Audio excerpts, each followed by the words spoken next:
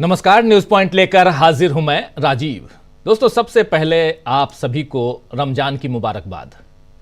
अब रमजान का महीना शुरू हो रहा है और उसके बाद ईद, और आप सबको बहुत बहुत शुभकामनाएं। दूसरी तरफ अब आगे बढ़ते हैं आज की खबरों पे। दरअसल वैश्विक मंच पर शुक्रवार को एक ऐसी घटना घटी जिसका भारत पर कोई सीधा असर तो नहीं है, लेकिन फिर भी उससे पीएम नरेंद्र मोदी के सामने सवाल खड़ा हो गया है। बहुत बड़ा सवाल खड़ा हो गया है कि अब वो करेंगे तो क्या करेंगे। दरअसल कल यूक्रेन के राष्ट्रपति वोलोदिमीर जेलेंस्की की ओवल ऑफिस में अमेरिकी राष्ट्रपति डोनाल्ड ट्रंप के साथ जोरदार बहस हुई।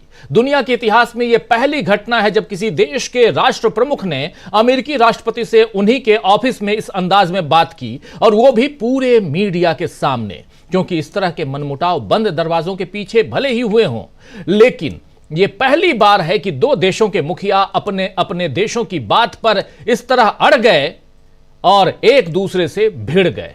आइए जरा सुन लेते हैं, देख लेते हैं। अंग्रेजी में है, आप लोग, बहुत आसान अंग्रेजी है, आप लोग अच्छी तरह से समझ सकते हैं क्या चल रहा है। जरा देखिए, यहां तीन लोग हैं। बीच में बैठे हुए राष्ट्रपति डोनाल्ड ट्रंप, अमेरिका के राष्ट्रपति, अभी जिनकी आप देख रहे हैं, जो बात कर रहे हैं वो हैं जेडी वेंस, वहां के उपराष्ट्रपति, और इधर हैं वोलोदिमीर जेलेंस्की। वोलोदिमीर जेलेंस्की एक अलग लिबास में है, और जब ये पहुंचे इनको रिसीव करने के लिए, जब डोनाल्ड ट्रंप बाहर खड़े थे तो उन्होंने बोला भी कि इस ड्रेस में आप हो, थोड़ा चौंक गए कि आप प्रॉपर यूनिफॉर्म में नहीं हो। खैर, लेकिन इन लोगों के बीच बातचीत और मीडिया के सामने क्या बातचीत हो रही है, पहले इसको थोड़ा सा सुन लीजिए। हालांकि बातचीत अगर सुनते जाएंगे तो ये लंबा 8 मिनट का है, बहुत ही मजेदार है, लेकिन आधे मिनट 1 मिनट आपको सुनाता हूं, सुनिए जरा। I'm talking about the kind of diplomacy that's going to end the destruction of your country. Yes, but if you are Mr. not President, strong... Mr. President, with respect, I think it's disrespectful for you to come into the Oval Office and try to litigate this in front of the American media. Right now, you guys are going around and forcing conscripts to the front lines because you have manpower problems. You should be thanking the President for trying to bring an end to this conflict. Have you ever been to Ukraine that you say what problems we have? I have been to. Come once. I've actually watched and seen the stories, and I know what happens is you bring them on a propaganda tour, Mr. President. Do you disagree that you've had problems bringing people into your military? We have problems. And do you think that it's respectful I will answer. to come to the? Tell us what we're going to feel. I'm not telling you. Because I'm you're in no answering on position this to question. dictate that. That's Remember exactly what this. I'm not You're dictating. in no position to dictate what we're going to feel. You We're will- going to feel very you will good. feel influenced. We're going to feel very good and very strong. You will feel influenced. You're right now not in a very good position. You've allowed yourself to be in a very bad position, and he happens to be right about From the it. very beginning of the war. You're not Mr. in a Brown, good position. You don't have the cards right now. With us, you start having not playing cards. cards. But right now, you I'm don't. very Yeah, you're playing serious, cards. Mr. President. You're I'm playing very cards. serious. You're I'm gambling the with the president lives in of war. millions of people. You think- You're gambling with World War What do you- III. what do you You're think about? gambling with What do you World think War about? III. And You- what you're doing is very disrespectful. You are gambling with World War 3।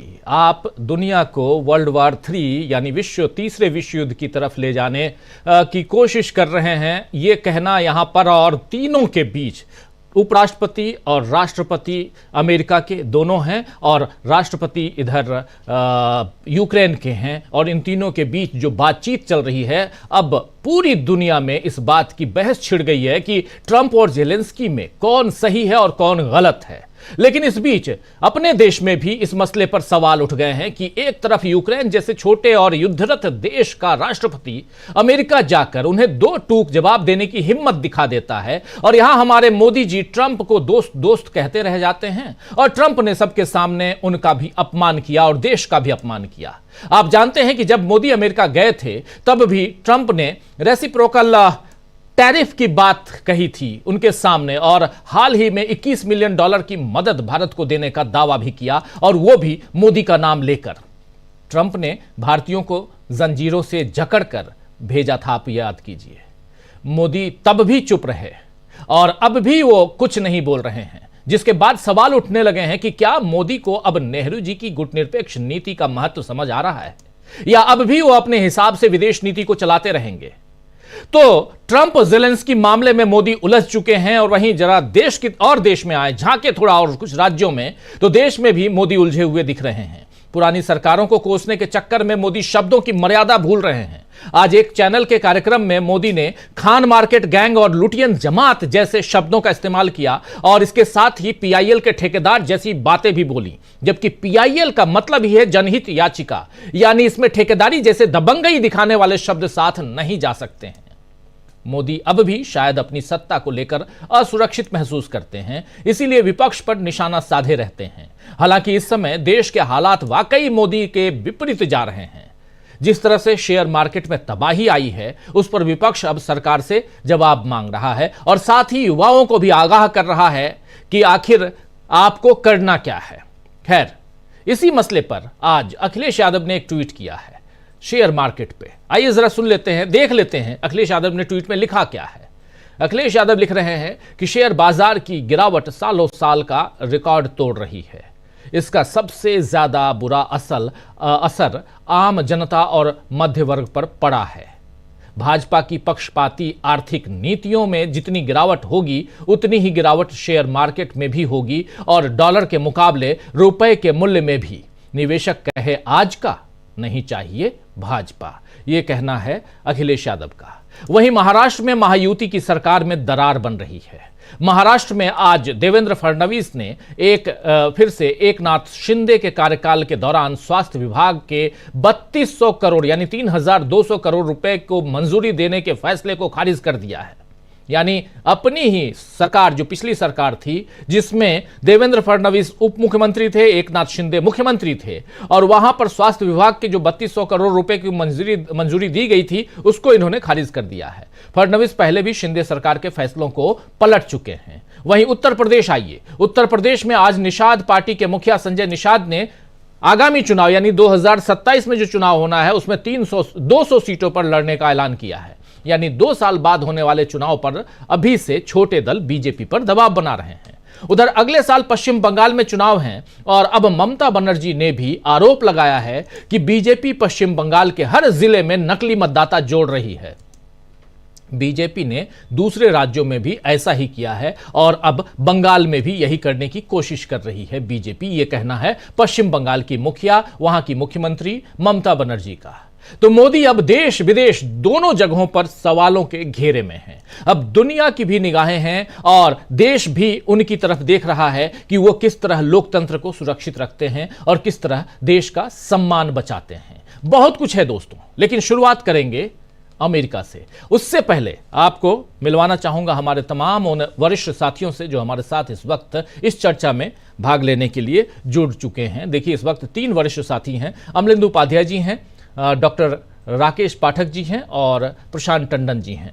आप तीनों का स्वागत है, इस्तकबाल है। स्वागत इस्तकबाल आप तमाम दोस्त साथी शुभचिंतक आप सबका, जो अब तक जुड़ चुके हैं उनका भी, जो जुड़ने वाले हैं उनका भी। डॉक्टर राकेश पाठक जी का नाम थोड़ा ठीक कर लीजिए, अपनी टीम को मैं कह रहा हूं। और जी, आना चाहता हूं डॉक्टर साहब आपके पास ही।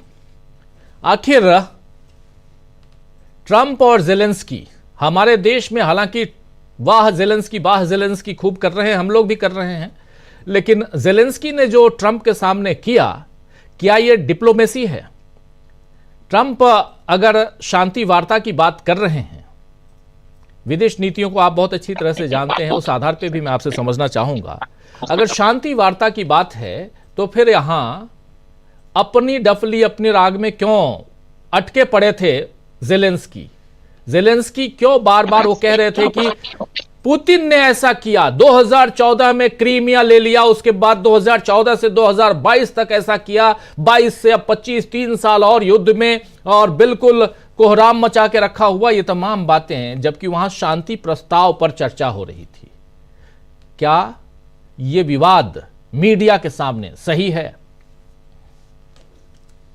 देखिए राजीव जी, आमतौर पर इस तरह की उच्च स्तरीय जो बातचीत है उसमें अचानक ऐसा घटनाक्रम आ जाएगा, इसकी कल्पना किसी ने नहीं की होगी। कुल 49 मिनट की यह बातचीत है जिसमें आखिरी के चंद मिनट में यह सारा दृश्य उपस्थित हो गया। इसके कई आयाम हैं, हम सब जानते हैं, लगभग 3 साल होने को है रूस और यूक्रेन के युद्ध को। इन 3 सालों में यूरोप के देश, नाटो के देश, अमेरिका, ये सब जेलेंस्की की पीठ पर हाथ रखे हुए थे। $350 अरब की मदद अमेरिका कर चुका है, न जाने कितने हथियार, गोला बारूद सब दे चुका है। अब इसके एवज में अमेरिका जेलेंस्की से जो रूस में बेशकीमती खनिज हैं उनकी वसूली चाहता है, उन पर अधिकार चाहता है। ये बात बिल्कुल सही है कि ये यात्रा असल में मूल रूप से तो उसी मुद्दे पर, यूक्रेन में, रूस में नहीं, यूक्रेन में। क्षमा कीजिए, यूक्रेन में। तो ये यात्रा इसी संदर्भ में थी कि यूक्रेन और अमेरिका के बीच समझौता होगा, इस तरह के करार होंगे, लेकिन साथ में इस बात पर भी बातचीत होगी कि किसी तरह रूस और यूक्रेन के बीच में युद्ध विराम लागू हो। इस बीच में उपराष्ट्रपति जेडी वेंस ने जो कुछ कहा, स्टूपिड प्रेसिडेंट कहा गया जेलेंस्की को, वगैरह वगैरह। मुझे लगता है कि यहां तक तो बात ठीक है कि युद्ध विराम के लिए, सीज फायर के लिए जेलेंस्की के साथ बातचीत हो, लेकिन इन शर्तों पर किसी भी देश का मुखिया कैसे मान सकता है कि एक तरफ उसको पूरी तरह से ब्लैकमेल किया जा रहा, उसके राष्ट्रीय संसाधनों पर कब्जे की बात हो रही हो, अब तक जो खर्चा हुआ है उसके ऊपर, उस युद्ध में उसकी वसूली की बात हो रही हो, हिसाब किताब भी पूछा जा रहा हो। हिसाब में भी गड़बड़ी है। अमेरिका ने जो पैसा दिया है यूक्रेन को, खुद जेलेंस्की मान चुके एक मौके पर कि जो वित्तीय मदद दी गई थी उसमें से कुछ हिस्से का अता पता ठिकाना नहीं मिल रहा। लेकिन उसके बाद जो कुछ हुआ, अपने देश के सम्मान के लिए, अपने सम्मान के लिए जेलेंस्की ने जो भी कुछ कहा वो दुनिया के इतिहास में पहली बार हुआ है। खासतौर से डोनाल्ड ट्रंप की इस दूसरी पारी में वे जिस तरह का व्यवहार कर रहे हैं, दुनिया का दरोगा बनकर एक तरह से डंडा लेकर घूम रहे हैं, उसमें किसी ने उम्मीद नहीं की होगी। एक छोटा सा देश, 3,85,00,000 की आबादी का, आबादी तो उसकी 4.5 करोड़ थी। इन 3 सालों के युद्ध में बहुत सारे युवक देश छोड़ छोड़कर जा चुके हैं, पलायन हो रहा यूक्रेन से, लोग मारे जा चुके हैं बहुत बड़ी संख्या में। इतना छोटा सा देश और उसका मुखिया अगर अपने देश के सम्मान और स्वाभिमान के लिए तुर्शी बतुर्शी जवाब देता है, उत्तर देता है, तो यह अमेरिका के लिए अपने आप में बहुत बड़ी बात है। अब इसके परिणाम पर 1 मिनट के लिए बात कर लें। इसका खामियाजा अंततः यूक्रेन को ही भुगतना पड़ेगा। यूक्रेन की ताकत नहीं है, उसकी हिम्मत नहीं है, उसकी सामर्थ्य नहीं है कि रूस के साथ वो नाटो या अमेरिका की मदद के बिना और लंबी लड़ाई लड़ सके। लड़ाई में वो लगातार पिछड़ रहा है। व्लादिमीर पुतिन कदापि जल्दी में नहीं है, वरना वे चाहे तो 2-3 दिन की बमबारी में तबाह कर सकते हैं देश को, पर वे इस तरह का कोई काम नहीं कर रहे, वे धीमी लड़ाई लड़ रहे हैं। लेकिन अगर अब अमेरिका ने, जैसा कि आज हथियारों की सप्लाई पर रोक लगा दी डोनाल्ड ट्रंप ने, 3 बड़े फैसले हुए हैं। वॉल स्ट्रीट जर्नल ने जो बताया अभी 1-8 घंटे पहले कि डोनाल्ड ट्रंप ने सबसे पहले तो यूक्रेन को जो माल असबाब की मदद दी जा रही थी, असलहे की मदद दी जा रही थी, उस पर रोक लगा दी है। नंबर 2, उसका हिसाब किताब मांगा जाएगा जो वित्तीय मदद अब तक की गई है। और तीसरी बात, आगे चलकर जेलेंस्की के रोल पर नजर रखी जाएगी। ये 3 खबरें वॉल स्ट्रीट जर्नल ने दी है। नजर इस रूप में कि कहीं ऐसा तो नहीं है कि जेलेंस्की जाकर पुतिन के ही शरण में सरेंडर हो जाए, रूस से समझौता कर लें, युद्ध विराम कर लें, तो अमेरिका के हाथ कुछ नहीं लगेगा। और ऐसा हो सकता है। प्रथम विश्व युद्ध और द्वितीय विश्व युद्ध इस बात की गवाही देते हैं कि मौके पर देशों ने अपने हित में पाला बदलने का काम भी किया है जी। बार बार तीसरे विश्व युद्ध की धमकी जो डोनाल्ड ट्रंप दे रहे थे, वो इस तरह से बेमानी है कि इस वक्त दुनिया का कोई देश नहीं चाहता कोई बड़ी लड़ाई हो। जब अभी खाड़ी में लड़ाई चल रही थी 1 साल से, तो दुनिया पूरी इस बात पर नजर रखी थी कि यह विश्व युद्ध में बदल सकती है। कुछ नहीं हुआ। अंततः सीज फायर हो गया, इजराइल और फिलिस्तीन के बीच में अदला बदली चल रही है। तो मुझे नहीं लगता कि दुनिया अब किसी ऐसी बड़ी लड़ाई की ओर बढ़ेगी। लेकिन आज की घटना से, यानी बीती रात में जो कुछ वाशिंगटन में हुआ है व्हाइट हाउस में, वो एक सबक भी है। सबक दोनों तरफ के लोगों के लिए, दुनिया के बाकी देशों के लिए, भारत जैसे देश के लिए, हमारे प्रधानमंत्री के लिए, कि एक संप्रभु राष्ट्र का मुखिया दुनिया की सबसे बड़ी ताकत के दरवाजे के भीतर, घर के भीतर बैठकर अपने स्वाभिमान की बात कर सकता है, करना चाहिए। हमारे प्रधानमंत्री की माफिक नहीं कि उनकी खिल्ली उड़ाई जाती रही प्रेस कॉन्फ्रेंस में और वे चुपचाप हाथ पर हाथ धरे बैठे रहे और लौटकर आ गए। अगले चरण में राजीव जी उस पर बात करेंगे जो प्रधानमंत्री ने पीआईएल और लुटियन गैंग पता नहीं क्या क्या बोला है। संक्षेप में सिर्फ इतनी सी बात अभी कर लें कि पीआईएल जनहित याचिका इस देश की न्यायिक व्यवस्था में मील का पत्थर मानी जाती है। 80 के दशक में जस्टिस पीएन भगवती और वीआर कृष्ण अय्यर ने जनहित याचिकाओं की शुरुआत की थी। एक पोस्ट कार्ड पर लिखकर देश की सबसे बड़ी अदालत में कोई व्यक्ति फरियाद कर सकता है, जिसमें कई तरह के विषय हैं, प्रदूषण है, आतंकवाद है, जन सुविधाएं हैं, सड़क, ऐसे किसी भी विषय पर जनहित याचिका लगाई जा सकती है। अगर प्रधानमंत्री पीआईएल को इस रूप में ले रहे हैं जैसे वो कोई अपशब्द है, तो ये भी बेहद बेहद खेदजनक बात। जी राजीव जी बिल्कुल बिल्कुल। खान मार्केट गैंग और क्या क्या ऐसे शब्दों का इस्तेमाल फिर पीआईएल के लिए भी, तो कहीं ना कहीं पीआईएल के ठेकेदार कह रहे हैं। तो ऐसे शब्द गढ़ के आखिर नरेंद्र मोदी इस देश को देना क्या चाहते हैं, बहुत इंपॉर्टेंट है। लेकिन दूसरी तरफ हम देख रहे हैं कि उधर भी एक ठेकेदारी चल रही है। डोनाल्ड ट्रंप चौधराहट दिखा रहे हैं, चौधरी साहब बन गए हैं।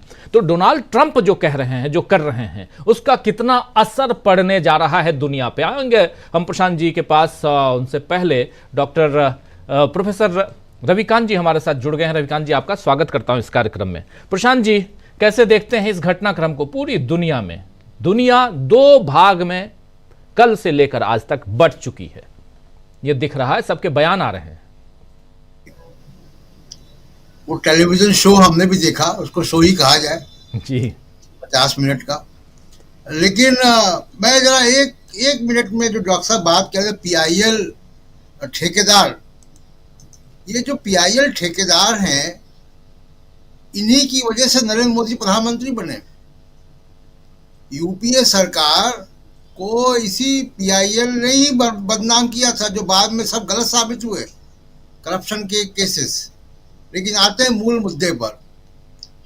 देखिए, मैं बड़ा ऑब्जेक्टिव एनालिसिस करता हूं। मैंने देखा, और वो 10 मिनट का आखिरी का हिस्सा भी जिसमें ये विवाद हुआ,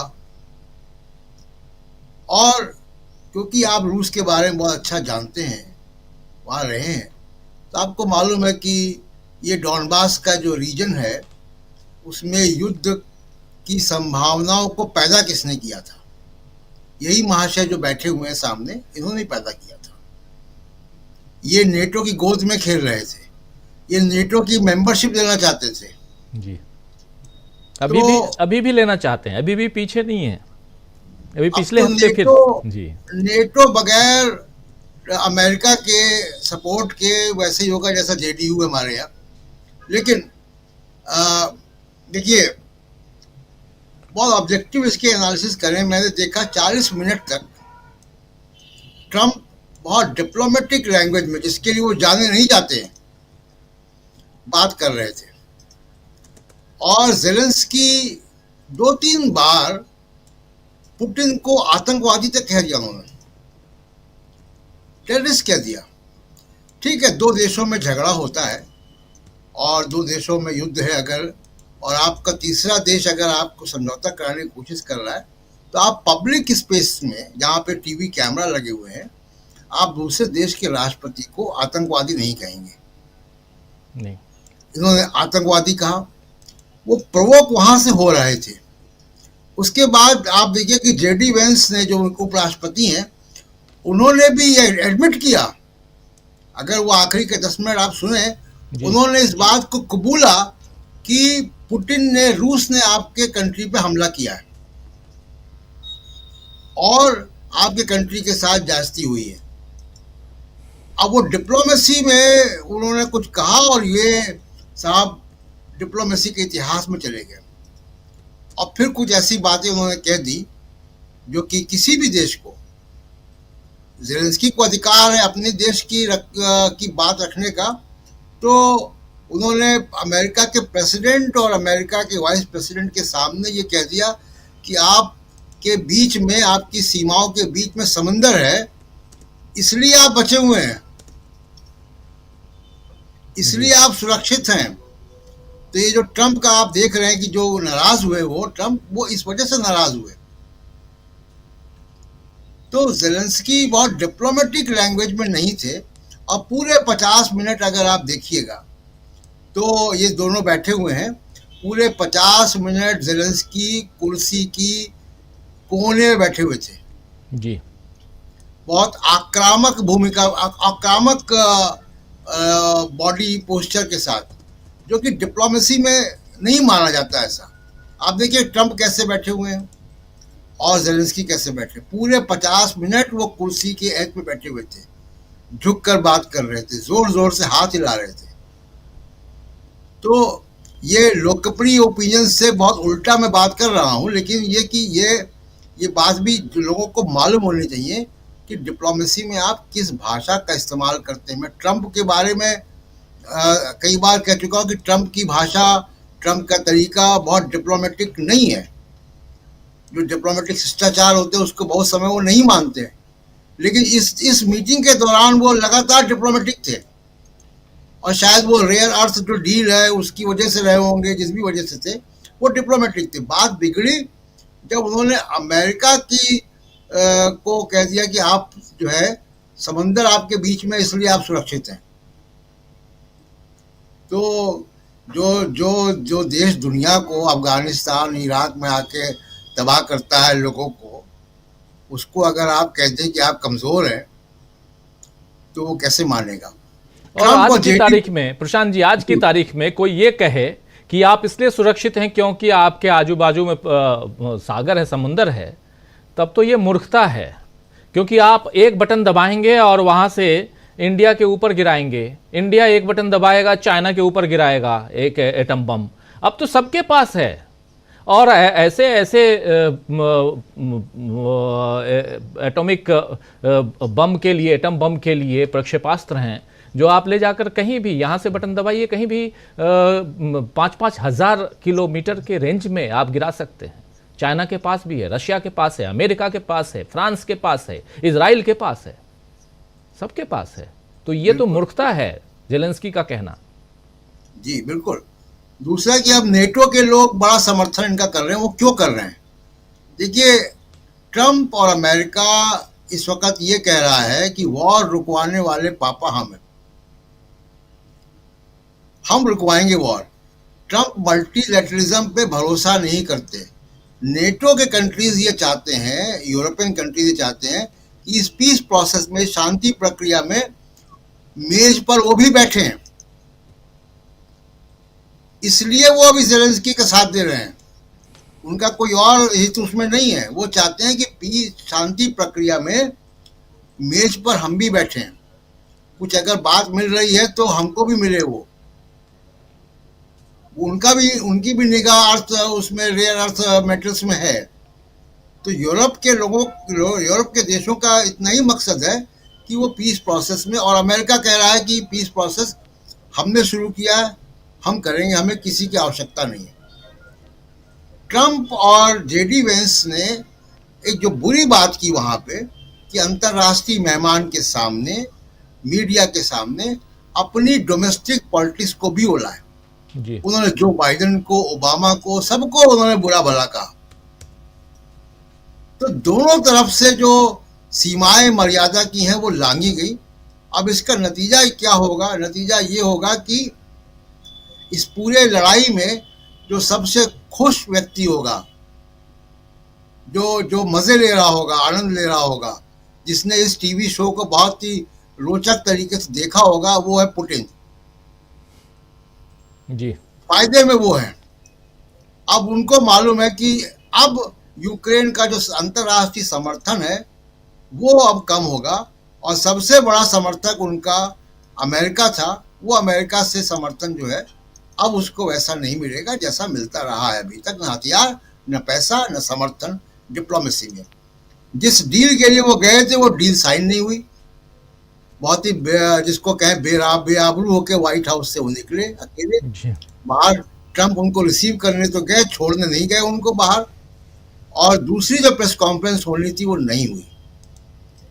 तो अब हम देखते हैं कि अगले कुछ सप्ताह के भीतर ये जो रियलिटी शो हमने देखा है कुछ सप्ताह के भीतर ही हमको इसके जो डिप्लोमेटिक रिपरकशंस हैं, जो इसके असर हैं, वो दिखाई देना चालू हो जाएंगे। जी राजीव जी, बिल्कुल बिल्कुल। ज़रा आना चाहता हूँ प्रोफेसर साहब आपके पास।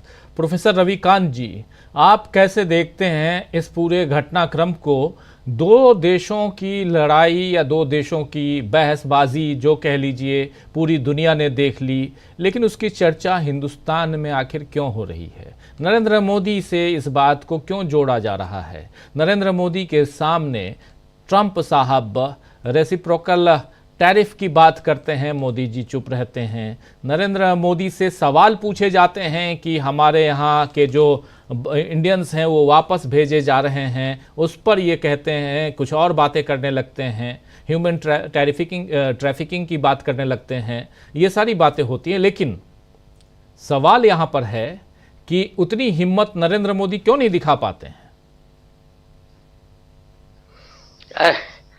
मोदी जी कि तो अब मुझे लगता है कि ये हो रहा होगा कि देखिए डिप्लोमेसी में निपुण है मोदी जी, कुछ नहीं बोले, चुपचाप बैठे रहे, जैसा ट्रंप ने कहा वैसा स्वीकार किया। लेकिन स्वाभिमान की कीमत पर, देश के हित की कीमत पर मैं ये मानता हूं कि जेलेंस्की की बॉडी लैंग्वेज और उनकी भाषा दुरुस्त नहीं थी। वैश्विक जो पूरा डिप्लोमेसी होती है उसमें वो नहीं थी। जब आप प्रेस कॉन्फ्रेंस में हैं उस समय तो कतई नहीं, पूरी दुनिया देख रही है। लेकिन जरा जेलेंस्की की जगह अपने को रख करके देखिए, जिसके देश को तबाह किया जा रहा है, लगातार हमले हो रहे हैं, और पहले तो बाइडेन साहब ने मदद भी की थी, लेकिन अब ट्रंप खड़े हुए हैं पुतिन के साथ, तो उस समय वो राष्ट्रपति भी एक सामान्य व्यक्ति है। मैं ये मानता हूं कि जब उस ओहदे पर है तो उसे ख्याल रखना चाहिए, लेकिन वो व्यक्ति ही क्या जो अपने राष्ट्र के हित की चिंता ना कर सके और उसके भीतर ये एग्रेशन ना आ सके। वो उनकी गलत बयानी है कि आप सुरक्षित हैं, आप इसलिए ऐसा बोल रहे हैं। लेकिन इसमें कोई दो राय नहीं है कि जेलेंस्की ने कोई समझौता नहीं किया, वो व्यक्ति झुका नहीं। जैसे मोदी जी यहां तो कभी प्रेस कॉन्फ्रेंस करनी नहीं पड़ी, की नहीं, विदाउट प्रेस कॉन्फ्रेंस आप कुछ भी बोलते रहे। वो PIL ठेकेदार या अर्बन नक्सल, खान मार्केट गैंग, बहुत आसान है बोलना एक तरफा।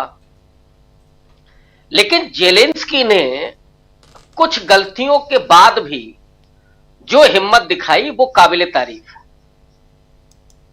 और ट्रंप साहब जब पूरा पुतिन का सहयोग कर रहे हैं तो ऐसे में और क्या हो सकता था। लेकिन यहां आलम यह है कि मोदी जी एक भी बात पर ट्रंप को नहीं मना सकते।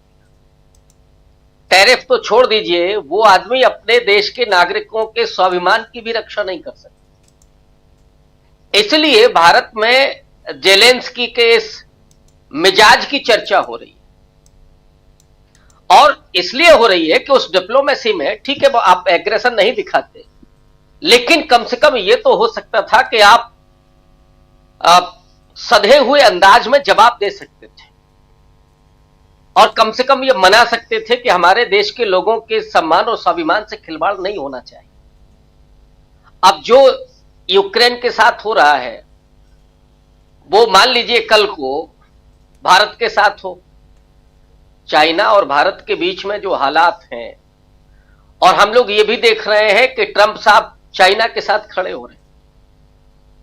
जो ब्रिक्स बना था एक तरह से, उस ब्रिक्स को पूरा मोदी के सामने कहा कि इसकी जरूरत नहीं है, खत्म हो जाना चाहिए, और मोदी जी कुछ नहीं बोल पाए।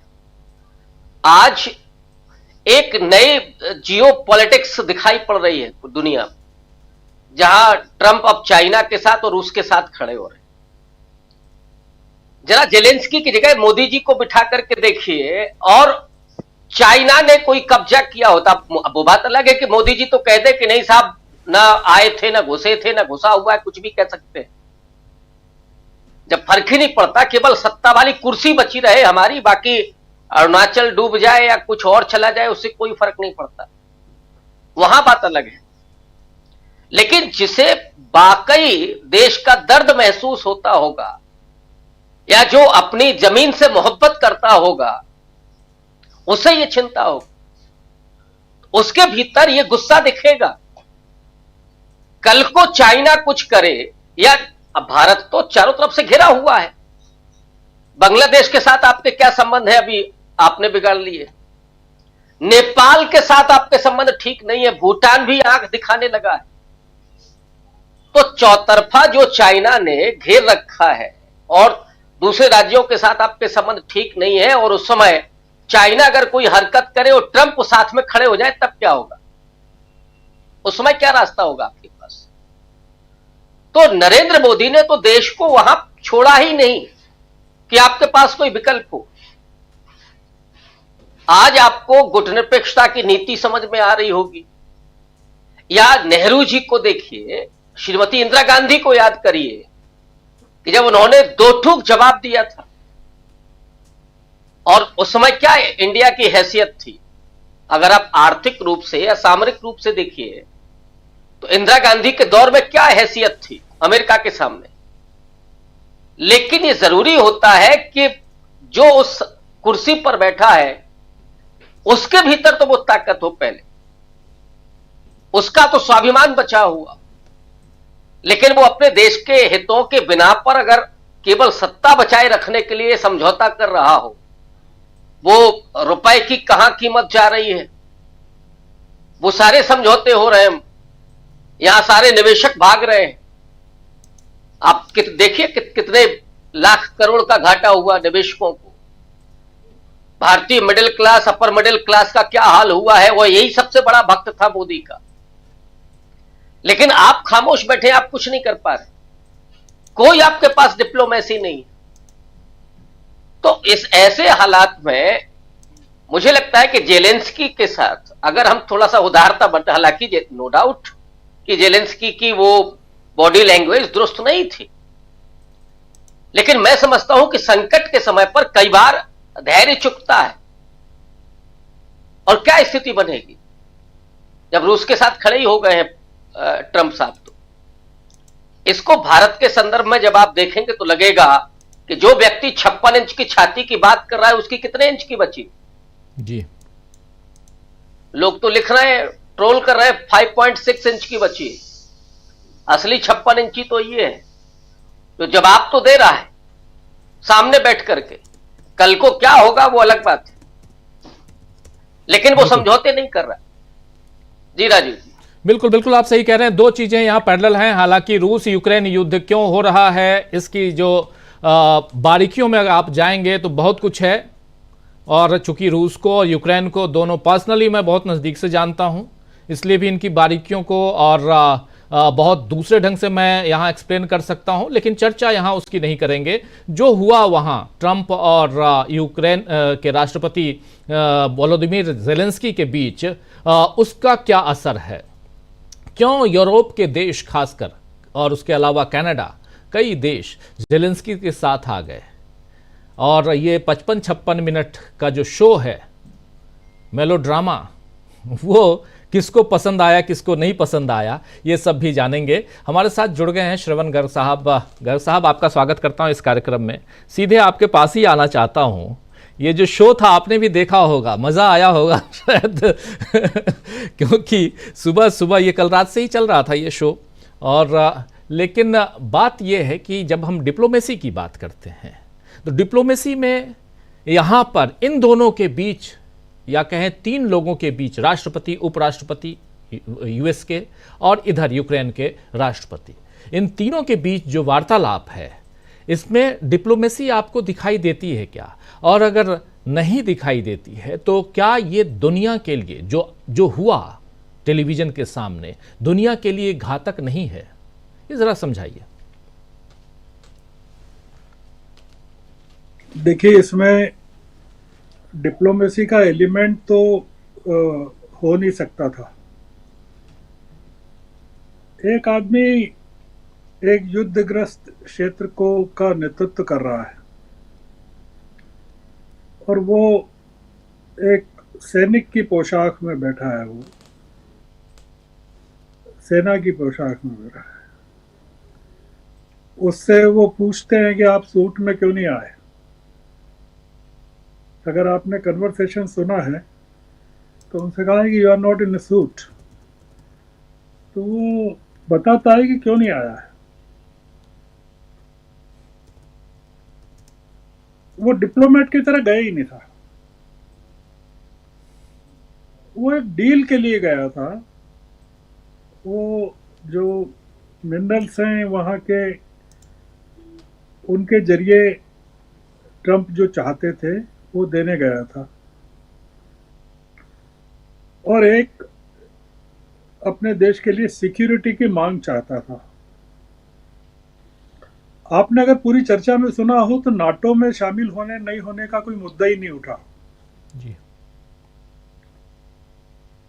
जो कि इसको बोन ऑफ कंटेंशन कहा जाता है। न तो जेलेंस्की ने कोई कुछ कहा उसके बारे में, न ट्रंप ने कुछ कहा। ट्रंप चाहते हैं कि, या कह रहे थे कि आपके जो मिनरल्स हैं उसमें हम हिस्सेदारी इसलिए चाहते हैं कि जब हमारा इन्वेस्टमेंट होगा उसमें तो वो अपने आप सिक्योरिटी हो जाएगी, एक सिक्योरिटी की गारंटी है। पर वो रूस के खिलाफ कुछ बोलने को तैयार नहीं है। रूस को उन्होंने टेररिस्ट कहा, जेलेंस्की ने। रूस को उन्होंने किलर कहा, जेलेंस्की ने। और ट्रंप से कहा कि 2014 से रूस इस तरह की हरकतें कर रहा है। इतने राष्ट्रपति आए चले गए अमेरिका में, किसने क्या किया? उसने कहा आप भी थे, ट्रंप भी रहे ना बीच में जी। आपने क्या किया?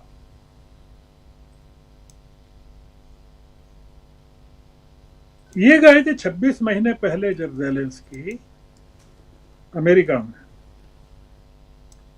तब इन्होंने जॉइंट सेशन को एड्रेस किया था, सीनेट और हाउस को के रिप्रेजेंटेटिव्स को, बाइडेन के टाइम। जेलेंस्की को स्टैंडिंग ओवेशन दिया था, जिसमें रिपब्लिकन पार्टी के भी सारे के सारे सीनेटर्स थे और हाउस के रिप्रेजेंटेटिव्स थे।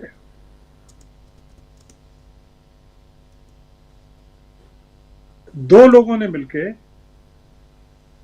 आप देखिए कि वांस ने किस तरह से उनको डांटने की कोशिश की, ह्यूमिलिएट करने की कोशिश की जेलेंस्की को। जैसे कि वांस राष्ट्रपति हैं और ट्रंप जो है उपराष्ट्रपति हैं। जैसे धनखड़ साहब और मुर्मू बैठ जाएं और मुर्मू चुपचाप बैठी रहे और धनखड़ साहब डांटने का काम करे राहुल जी को, ये वैसा मामला है। मैं देखिए इसके बारे में बहुत ज्यादा कहना नहीं चाहता, क्योंकि अभी इसको लेकर बहुत एनालिसिस चल रहे हैं, दुनिया भर में चल रहे हैं, अमेरिका में बहुत चल रहे हैं लगातार। वहाँ के अखबार, उनके डिस्कशंस में चल रहे हैं। और मीटिंग के बाद जो जेलेंस्की ने फॉक्स न्यूज़ को इंटरव्यू दिया, वो भी एक अलग किस्म की बात उन्होंने कही कि ट्रंप के साथ डील अभी भी संभव है। मैं इसको कैसे देखता हूं भारत की नज़र से, वो थोड़ा सा आपको बताना चाहता हूं। जी। अमेरिका में जो हुआ, वो बिना लंच खाए बाहर आ गए, जेलेंस्की रवाना हो गए। उनको अपने देश में मुंह दिखाना था, अपने जो हजारों लाखों सैनिक मर गए हैं उनके परिवार वालों को जवाब देना था कि वो क्या करके आए हैं। वो सेल आउट करके आए हैं कि बहादुरी के साथ कुछ बात करके आए हैं। एक ऐसा देश जिसमें उन्होंने बताया कितने बच्चे, उन्होंने आंकड़े दिए अगर आपने देखा हो, जी कितने बच्चे रूस की कैद में हैं, उनके नाम बदल दिए गए। उन्होंने बताया कितनी औरतें विधवा हो गई हैं जो रूस की कैद में हैं। ज़ेलेंस्की ने वो फोटो दिखाई कि ये आदमी जो रूस की कैद में था वो पहले कैसा था और अब कैसा है। ट्रंप को दिखाए उन्होंने फोटो। हम लोगों के डिस्कशंस में बहुत सारी चीजें छूट रही हैं।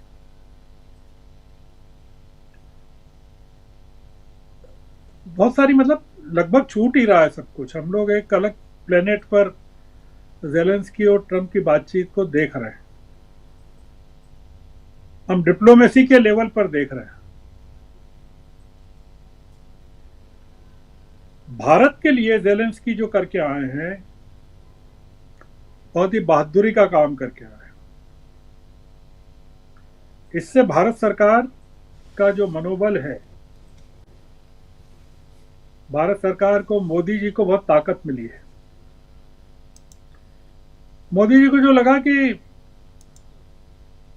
जैसे होता है ना, राजीव जी की किसी टीम का एक पहलवान पिट के आ जाए और उसी टीम, किसी दूसरी टीम का पहलवान दुश्मन को पछाड़ दे, तो फिर वो पहली वाली टीम का जो पहलवान है वो खुश होता है। हमने ये तो बात की कि मोदी जी किस तरह से गए, कैसे आए। मोदी जी के लिए प्रसन्नता का कारण है कि यूरोपियन यूनियन की जो चीफ हैं इस समय भारत में हैं। यूरोपियन यूनियन के साथ जो मोदी जी ने समझौते किए हैं ट्रेड के, अनलिमिटेड ट्रेड के, आपको इस तरीके से इस पूरे घटनाक्रम को देखना चाहिए। आपको क्या देखना चाहिए, मतलब मैं थोड़ा सा गलत बोल रहा हूँ, शब्द कह रहा हूँ कि अपने दर्शकों के लिए थोड़ा सा एक पॉइंटर हो सकता है जी कि पूरा का पूरा यूरोप इस समय ट्रंप के खिलाफ है। मैक्रोन ने, जर्मनी के जो नए चांसलर बनने वाले हैं उन्होंने, पोलैंड के जो शासनाध्यक्ष हैं उन्होंने, सबने ज़ेलेंस्की को बधाई दी है। वो इसलिए बधाई दी है कि ये सब लोग, पूरा यूरोप, पूरे नाटो के देश ट्रंप से नाराज हैं। और जर्मनी ने, फ्रांस ने, सबने ज़ेलेंस्की को सपोर्ट का कहा है। जी ज़ेलेंस्की इतनी बहादुरी के साथ अगर बोलते रहे तो उसका बड़ा कारण यह था कि पूरा यूरोप उनके साथ था। अमेरिका ने मदद बंद कर दी, ठीक है, तो क्या हो जाएगा? मतलब यूक्रेन खत्म हो जाएगा जैसा ट्रंप कह रहे हैं। You don't have the cards to deal with Putin, Trump ने जो कहा, यही कहा ना कि तुम्हारे पास कोई ताकत नहीं है पुतिन से लड़ने की। भारत जैसा देश, चीन, यूरोप के सारे देश, अफ्रीका के सारे देश इस समय अमेरिका से नाराज हैं। ट्रंप ब्रिक्स को तोड़ना चाहते हैं, वो अब नहीं तोड़ पाएंगे। इसको लेकर केवल एक देश खुश है, रूस। रूस के पूर्व राष्ट्रपति ने बहुत प्रसन्नता जाहिर की है कि ट्रंप ने ठीक किया। रूस खुश है।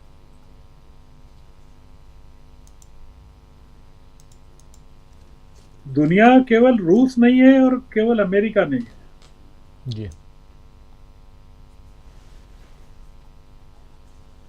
अगर यूरोपियन यूनियन के साथ भारत के जो ट्रेड पैक्ट्स की डिटेल सब आ रही हैं और यूरोपियन यूनियन की हेड को जो भारत में सम्मान मिला, अखबारों में जिस तरह का कवरेज मिला, वो पॉइंटर है कि भारत अब क्या करने वाला है, या भारत की विदेश नीति क्या होने वाली है।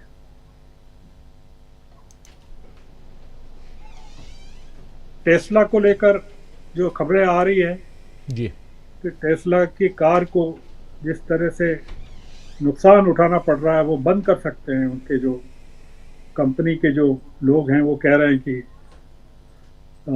ये ध्यान नहीं दे रहे हैं, मस्क जो है, कारों की बिक्री कम हो गई है और टेस्ला को भारत में प्लांट नहीं लगाने दे रहे हैं ट्रम्प। तो राजीव जी, मैं इसको एक अलग एंगल से देखा हूं, भारतीय एंगल से देखा हूं। मैं डिप्लोमेसी और अमेरिकी एंगल और रशियन एंगल से नहीं देख रहा हूं जी। मैं एक ऐसा देश जो 3 साल से लड़ रहा है, उसके हजारों लाखों लोग मर गए हैं, उनको घर छोड़ के जाना पड़ा, पोलैंड में शरण लेनी पड़ी, हजारों बच्चे अनाथ हो गए। अगर वो डील साइन करके आ जाता व्हाइट हाउस में, जैसा ट्रम्प चाहते थे, वो यूक्रेन में घुस नहीं पाता,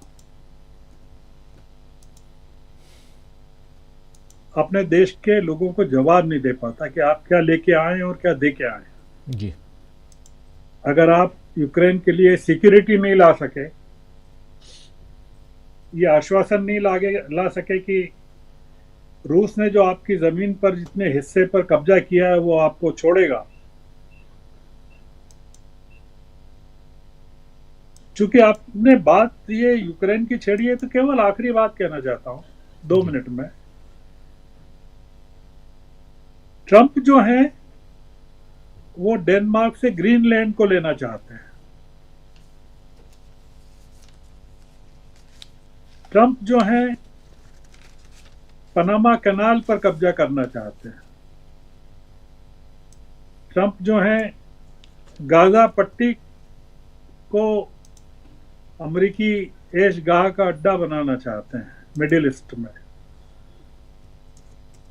ट्रम्प ने इजराइल को पूरी छूट दे रखी है कि आप फिलिस्तीनियों का, सबका, हमास का, सबका सफाया करो तो हम तुमको हथियार देंगे जी।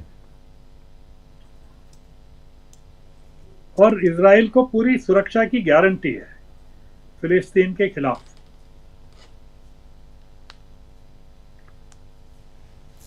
यूक्रेन को सुरक्षा की गारंटी नहीं देना चाहते हैं, इसलिए कि वो रूस के साथ बिजनेस के समझौते करना चाहते हैं। रूस के खिलाफ जो सैंक्शंस लगी थी 3 साल पहले, वो समाप्त करना चाहते हैं। यही मेन है जी।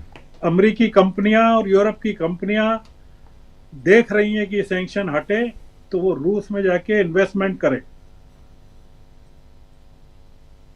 तो एक ब्रॉडर पिक्चर जो है आपकी, चूंकि बातचीत में समय का, मैं वैसे ही ज्यादा समय ले लेता हूं, इसलिए आप दूसरी बारी में मुझे बिल्कुल मत समय दीजिए, बस इतना ही कह रहा हूँ जी। जी बिल्कुल बिल्कुल। आखिर में जो आपने कहा ना रूस वाली बात, रूस में बिल्कुल, रूस ने 3 साल पहले, अमेरिका ने सैंक्शन लगाया, यूरोप ने सैंक्शन लगाया, उसके बाद रूस ने visa card, master card, American express, तमाम चीज़ों को बंद कर दिया। मैकडोनल्ड सब बंद हो गए, व्हाट्सएप बंद हो गया, ये सारी चीज़ें अब सबको चाहिए, रूस में एंट्री चाहिए।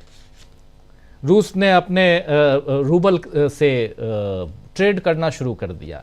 इंडिया में सबसे ज़्यादा तेल का आयात हो रहा है, सारी चीज़ों पे कब्जा चाहिए। अब फिर से सब तैयार बैठे हैं कि किसी तरह रूस हमारे साथ आ जाए। G7 नहीं, अब G8 बनाने की बात फिर से होने लगी है।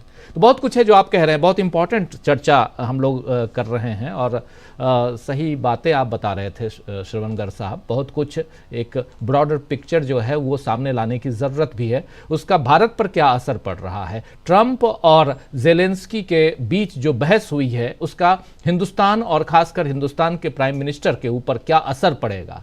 ब्रिक्स देशों पर क्या असर पड़ेगा, बहुत कुछ है जिसको समझने की ज़रूरत है।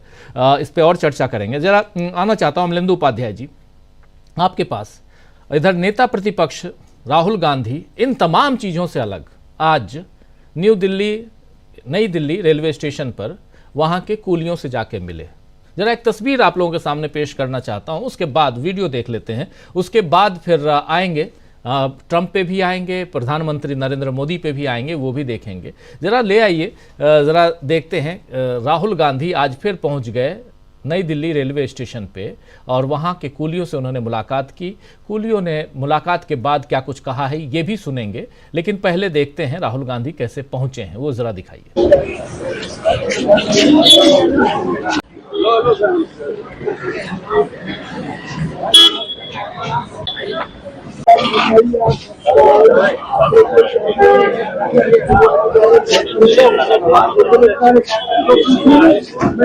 जितेश मीना सर।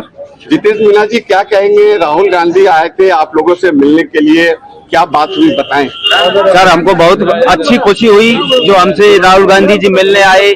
उस दिन इतनी भगदड़ हुई, हमारे कुली भी घायल हुए थे, हमने भी बहुत मदद की थी और उन्होंने हमारे बारे में पहले भी कई बार मिलने आए, लेकिन वो बहुत अच्छा लगा जो हमसे मिलने आए। क्या क्या बात हुए हैं? और उनसे काफी बात हुई, उन्होंने हमारे मदद की भी वो की है, उन्होंने हमारे को ग्रुप डी का भी आश्वासन दिया है, जो किसी के चोट लगी है तो उसको जो भी, और हमारी सारी दर्द भरी कहानी सुनी है और हमको उम्मीद है कि हमारी पूरी मांग को पूरा करने की कोशिश करेंगे। कितनी देर रहे राहुल गांधी आप लोगों के पास? हमारे पास कम से कम 30-40 मिनट बातें की हमसे, हमारा दुखड़ा सुना और हमसे बहुत ही अच्छे तरीका से भाई के हिसाब से बात की बैठ के, बहुत ही अच्छा लगा। तो और क्या बोल के गए? और भी कुछ बोल के गए? नहीं सर, जो बोल के गए हमारे पानी की समस्या है, हमारे जो बीमा की समस्या है, या किसी के चोट लग जाए उसकी समस्या है, या मेन हमारी जो डिमांड है ग्रुप डी की उसका आश्वासन देके गए। केदारलाल सर। केदारनाथ जी, क्या कहेंगे? राहुल गांधी कितने बजे आए और कितनी देर तक रहे? कम से कम करीबन 40 मिनट रहे सर। अच्छा, हाँ जी। तो क्या बातचीत हुई? जो हमारी सारी समस्या है उनको बता दिया। क्या मानते राहुल गांधी आप लोगों से मिले, कितना अच्छा लगा? बहुत अच्छा लगा। बहुत अच्छा लगा। क्या क्या बात हुई? सर सारी बात हुई, जो भी हमारे ग्रुप डी की मांग थी, मेडिकल वगैरह की सारी चीजों की मांग थी, वो सारी समस्या का मुक्ति है। एक सेकेंड।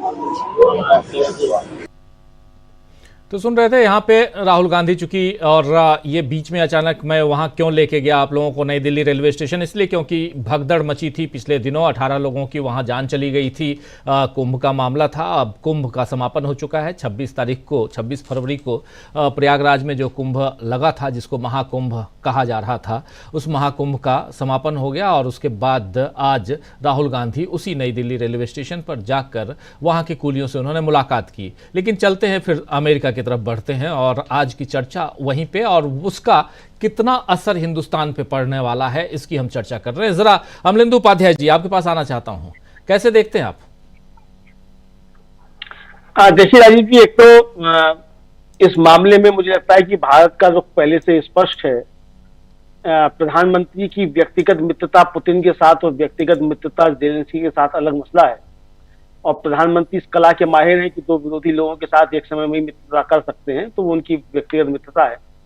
लेकिन भारत का रुख राजीव जी आधिकारिक तौर पर वही है जो यूएन में उसका रुख था, और यूएन में जो था वो वोटिंग से भारत बाहर रहा। तो भारत का आधिकारिक तौर पर रुख तो यही है। प्रधानमंत्री का अपना कोई रुख हो सकता है कि जेलेंस्की उनके अच्छे मित्र हैं, उनके भी कंधे पे हाथ रख लें, पुतिन से भी जाके मिल लें, ट्रंप से भी जाके गले मिल लें, ये सारे काम उनके हो सकते हैं। लेकिन राजीव जी, जिस तरीके से जेलेंस्की ने वहां बातें की और जेलेंस्की का जो भाव भंगिमा थी, उसको लेकर कई सारे सवाल उठ रहे हैं, और ये डिप्लोमेसी के तौर पे भी ठीक नहीं था। और जाहिर सी बात है, लग रहा है कि जैसे हमारे प्रधानमंत्री अपनी विदेश नीति को घरेलू राजनीति के लिए इस्तेमाल करते हैं, जेलेंस्की ने भी अपनी विदेश नीति को अपनी घरेलू राजनीति के लिए इस्तेमाल किया। क्योंकि उनके यहाँ भी उनको काफी ज्यादा दिक्कतें पैदा हो रही हैं, युद्धग्रस्त देश है, पूरा देश तबाह हो चुका है, और उसको युद्ध में ले आने के लिए जिम्मेदार एक व्यक्ति जो है वो जेलेंस्की समझे जा रहे हैं, और इसीलिए वहां चुनाव भी नहीं कराए जा रहे हैं। चुनाव हो गया तो जेलेंस्की पता नहीं रहेंगे कि नहीं रहेंगे, बहुत सारी चीजें हैं। और जैसा कि गर्ग साहब ने कहा कि अगर वो साइन करके आ जाते जेलेंस्की तो फिर मुंह नहीं दिखा पाते अपने देश के लोगों को। तो अब वो अपने देश के लोगों को मुंह दिखाएंगे कि देखो मैं ट्रंप से लड़कर आ गया और अब मुझे बचाओ और मैं यूक्रेन को बचाऊंगा। जहां तक राजीव जी यूरोपीय देशों का सवाल है, ये यूरोपीय देश तो तब भी साथ में थे जब अमेरिका साथ में था, उस समय भी साथ में थे, 3 साल पहले भी सबने कहा था हम साथ में हैं, फौज भी भेजेंगे, पैसा भी भेजेंगे, लेकिन किसने क्या भेजा मुझे तो जानकारी नहीं है। लेकिन ट्रंप ने जरूर बताया कि $350 बिलियन जो है दिया है उसने यूक्रेन को, और उसका हिसाब किताब उसको चाहिए कि हम आपको क्यों दें पैसा जो है, और हम आपके साथ जो है रूस से क्यों लड़ें, मतलब पैसा आप पे हम खर्च कर रहे हैं तो हम उस पैसा क्यों खर्च कर रहे हैं। जाहिर सी बात है राजीव जी, जब ट्रंप कह सकते हैं कि भाई हमारे मित्र जो है प्राइम मिनिस्टर नरेंद्र मोदी, उनको $21 मिलियन जो है वो वोटर टर्नआउट के लिए दे रहे हैं, लेकिन उससे मुझे क्या, तो वहां तो $350 बिलियन की बात है, तो उससे ट्रंप को क्या $350 बिलियन अगर दे दिया ट्रंप ने। जाहिर सी बात है कि जब इतना पैसा अमेरिका खर्च कर रहा है तो उस पैसे की उपयोगिता क्या है और उस पैसा खर्च क्यों करेगा, यूक्रेन का क्या लाभ रूस को मिल सकता है, तो ये उसको अमेरिका को मिल सकता है। तो जब ट्रंप आए हैं और वो अपनी स्पष्ट नीति के साथ आए हैं कि अमेरिका फर्स्ट और मेक अमेरिका, क्या फिर से मतलब उसको अमेरिका को बनाओ, नंबर 1 बनाओ, इस जब नारे के साथ आए हैं, तो जाहिर सी बात है कि वो जितने भी अनुत्पादक व्यय हैं उनको खत्म करने की बात कर रहे हैं। और उन्होंने जेलेंस्की को एक तरीके से सीधे सीधे ये बता दिया कि भाई हम अनुत्पादक व्यय हम नहीं करेंगे और आपको लड़ना है तो अपने संसाधन से लड़िए।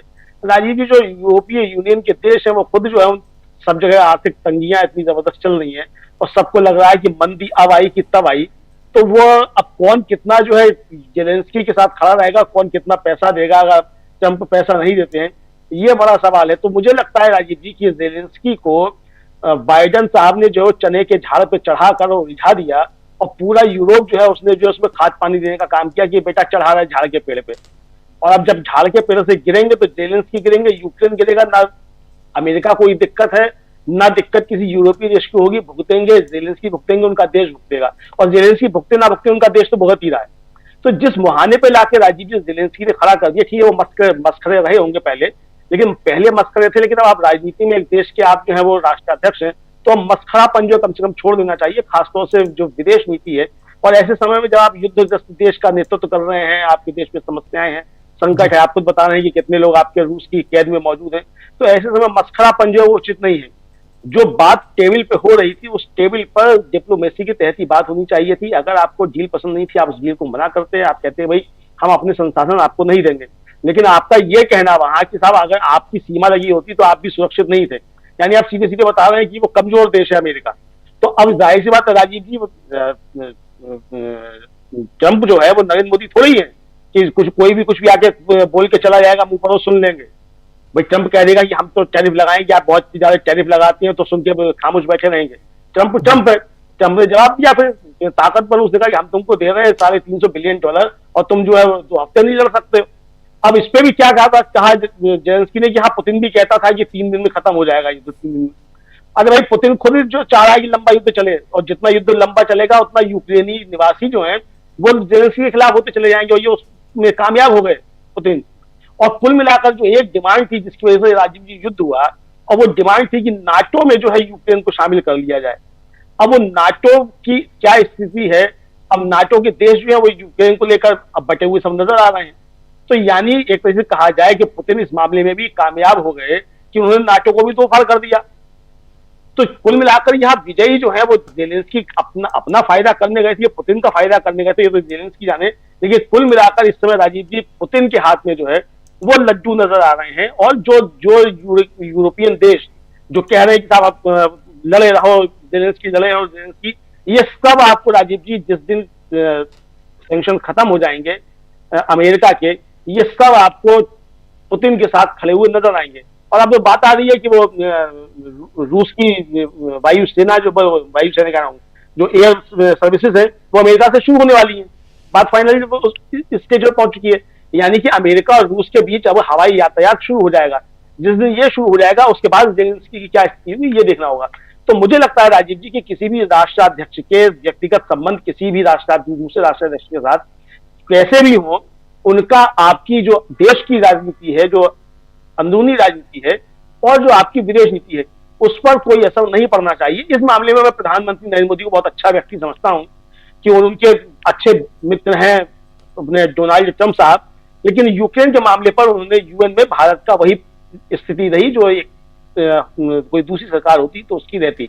तो कुल मिला के ये कहा जाता है, लेकिन मोदी साहब जो हैं वो जेलेंस्की से एक चीज तो कम से कम सीख सकते थे कि जब ट्रंप आपको कह रहे थे कि हम टैरिफ लगाएंगे, तमाम बातें कह रहे थे, उस समय आप प्रतिवाद अपना कर सकते थे, आपको हाथ नचाने की कोई आवश्यकता नहीं थी। जैसे आपने अडानी के सवाल पर, एक पत्रकार के सवाल पर हाथ नचा दिया था, हाथ नचाने की आवश्यकता नहीं थी। जेलेंस्की की तरह आपको नाचने की भी आवश्यकता नहीं थी, लेकिन इतना कहने की आवश्यकता जरूर थी कि ट्रंप साहब आप एक संप्रभु राष्ट्र के प्रधानमंत्री से बात कर रहे हैं तो थोड़ा लिहाज में रह के बात कीजिए। जी राजीव जी जी वो पुरानी बात हो गई, अब शायद कुछ सीखने को मिलेगा प्रधानमंत्री नरेंद्र मोदी को। लेकिन यहाँ पे कितना प्रेशर देखते हैं पीएम के ऊपर, डॉक्टर राकेश पाठक जी?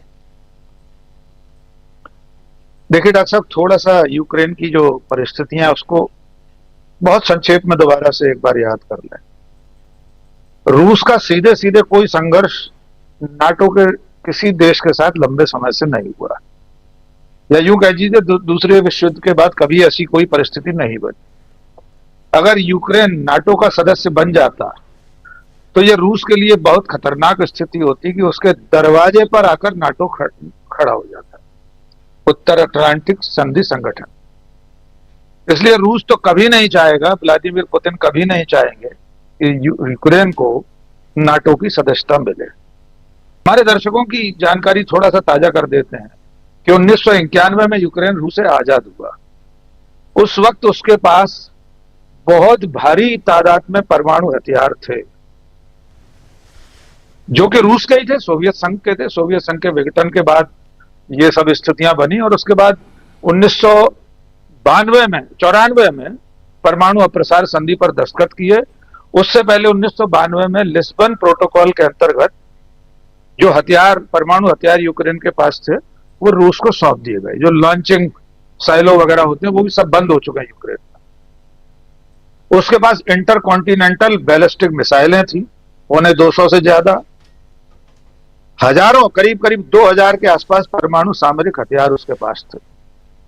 इसके बाद अब जो परिस्थिति है वो अमेरिका से हाथ जोड़ रहा है, गुहार लगा रहा है, लेकिन अमेरिका किसी भी सूरत में यूक्रेन को परमाणु हथियार नहीं दे सकता, क्योंकि वो जानता है कि रूस के ऐन बगल में सीधे सीधे उसे परमाणु हथियार दे देने का मतलब है पूरी दुनिया को खतरे में डाल देना। नाटो का अगर उसे सदस्यता दे देता, नाटो की सेनाएं वहां तैनात हो जाती, तब परिस्थितियां कुछ और होती। इतिहास का एक और सर्वमान्य तथ्य है कि जिसने रूस में घुसकर उसे छेड़ने की कोशिश की वो कभी नहीं जीता। शायद प्रिंस बिस्मार्क का कथन है कि रूसी भालू को उसकी खोह में से बाहर निकालना आसान है, उसे वापस भेजना नामुमकिन है। नेपोलियन बोनापार्ट और हिटलर ने भी यह गलती की थी। दोनों लोग रूस पर चढ़ दौड़े थे, लेकिन वहां से ही उनके पतन की कहानी शुरू हुई और दोनों का अंत हो गया। रूस के पास दो ऐसे जनरल हैं सर, प्रशांत जी आप जानते होंगे, जो अजेय हैं। सैन्य विज्ञान में उन्हें कहा जाता है दिसंबर और जनवरी। दिसंबर जनवरी रूस के ऐसे सैनिक जनरल हैं जिन पर आज तक दुनिया की कोई सेना विजय प्राप्त नहीं कर सकी। नेपोलियन भी जब सुबह जगता था युद्ध भूमि में रूस में, तब पाता था कि आज सवेरे पूरी रात में रूस की सर्दी और बर्फ में दबकर उसके हजारों सैनिक मर चुके हैं। इसलिए रूस के दिसंबर और जनवरी महीनों को अपराजेय जनरल कहा जाता है। ये सारी ऐतिहासिक परिस्थितियां इस बात को प्रेरित करती हैं कि रूस से भिड़ने की आज भी कम से कम यूरोप की हिम्मत नहीं है। अमेरिका सीधे लड़ नहीं सकता। और वो बहुत बेहुदा बयान था जेलेंस्की का, जिसने कहा कि आप समुद्र से घिरे हैं इसलिए कोई चिंता की बात नहीं है। आज की तारीख में इंटरकॉन्टिनेंटल बैलिस्टिक मिसाइल दुनिया के एक छोर से दूसरे छोर पर निर्धारित टारगेटेड टारगेट पर बम गिरा सकते हैं। अमेरिका तो 90 के दशक में स्टार वार्स योजना की तैयारी कर रहा था, बाद में वो स्थगित हो गई, यानी अंतरिक्ष से युद्ध लड़ने की तैयारी थी। मेरी डॉक्टरेट से पहले मेरा एमए फाइनल में मेरा सब्जेक्ट था। तो कुल मिलाकर आप भारत की परिस्थितियों में कल के घटनाक्रम को देखेंगे, जैसा मैंने शुरू में कहा था इसके दूरगामी प्रभाव होंगे। अमेरिका के प्रशासन को भी सोचना पड़ेगा कि भविष्य में दुनिया के किसी भी ऐसे देश के मुखिया के साथ बातचीत करते समय कौन कौन सी एहतियात बरतना जरूरी है। हो सकता है कल यूक्रेन बर्बाद हो जाए, लेकिन कल रात को जो भी कुछ हुआ है वो अमेरिका की सरकार, दुनिया के दरोगा, दुनिया के बादशाह के इकबाल पर एक चोट करने का काम तो है ही। भारत सरकार और प्रधानमंत्री को भी ये सोचने पर विवश करेगा। विदेश मंत्रालय में बैठे अधिकारी माथा जोड़कर बैठे होंगे और सोच रहे होंगे कि 12-13 फरवरी को प्रधानमंत्री नरेंद्र मोदी के साथ व्हाइट हाउस में जो सलूक हुआ, जिस तरह से डोनाल्ड ट्रंप ने खिल्ली उड़ाते हुए कहा कि ये सवाल यूं तो आपसे पूछा गया था लेकिन मैं इसका उत्तर दिए देता हूं, और प्रधानमंत्री जी हाथ पर हाथ धरे बैठे रहे। बाद में अडानी के सवाल पर उन्होंने जिस तरह हाथ पटक पटक कर जवाब दिया वो भी अंतरराष्ट्रीय राजनय के हिसाब से उचित नहीं था। तो मैं इसको भारत पर प्रभाव के रूप में सिर्फ इतना देखता हूं कि भविष्य में भारत का प्रधानमंत्री जब व्हाइट हाउस में जाएगा तो हम और आप जैसे तमाम लोग इस बात पर नजर रखेंगे कि वो अमेरिका के राष्ट्रपति या उपराष्ट्रपति के साथ किस तरह, किस लेवल पर, जो हमारे यहाँ चुनाव में हम लोग लेवल प्ले ग्राउंड की बात करते हैं, वो वहां समान धरातल पर बात कर पाएगा। क्या उसके दिलो दिमाग में, उसके जहन में 3,85,00,000 की आबादी के टुइया से देश के मुखिया का ये बर्ताव भी रहेगा। यद्यपि उसका खामियाजा यूक्रेन को भुगतना है, मैं बार बार इस बात को दोहरा रहा हूं। जी राजीव जी बिल्कुल बिल्कुल। प्रशांत टंडन जी, कैसे देखते हैं आप? क्या यहाँ पर क्या आपको भी लगता है कि एक प्रेशर है अब नरेंद्र मोदी के ऊपर, अगर विदेश का मामला उसमें भी अमेरिका की बात आती है तो? बिल्कुल, देखिए प्रेशर तो ट्रंप की और मोदी की प्रेस कॉन्फ्रेंस में ही समय आ गया था कि जब उन्होंने रेसिप्रोकल टैरिफ की बात कर दी थी, और जो स्टॉक मार्केट में कल कत्लेआम हुआ है, जो खून खराबा हुआ है, कल 1200 पॉइंट नीचे गिर गया, 1400 से ऊपर, 1400 से ऊपर। और अब मैं आज के अखबार और मीडिया देख रहा था, यूपीए के दौर में या किसी और दौर में अगर स्टॉक मार्केट 500 पॉइंट भी गिर जाए तो हेडलाइन होती थी mayhem in stock market, blood bath, black Friday. आज मीडिया में वो सब गायब है। तो ये मीडिया को तो देश हित, एक आर्थिक हित, वो भी कुछ नजर नहीं आ रहा है। लेकिन जो हुआ है स्टॉक मार्केट में, लाखों हजार करोड़ रुपए निकल गया एक ही दिन में, ये उसी ड्यूटी टैरिफ की वजह से हुआ है जिसकी बातें हो रही है। तो भारत के सामने बड़ी चुनौती है, और जब अप्रैल में ये ड्यूटी, ये टैरिफ लागू होना शुरू होंगे, तब आप देखिएगा कि ये जो रुपया है अभी 87 रुपये पे है, ये 100 के आसपास आपको होता हुआ दिखाई देगा। और केवल अमेरिका से ट्रेड में नहीं, हमारे हर ट्रेड में हमारी आर्थिक स्थिति को वो करेगा। एक बात का मैं चर्चा कर दूं कि कैसे रूस और अमेरिका और भारत से क्या असर पड़ रहा है।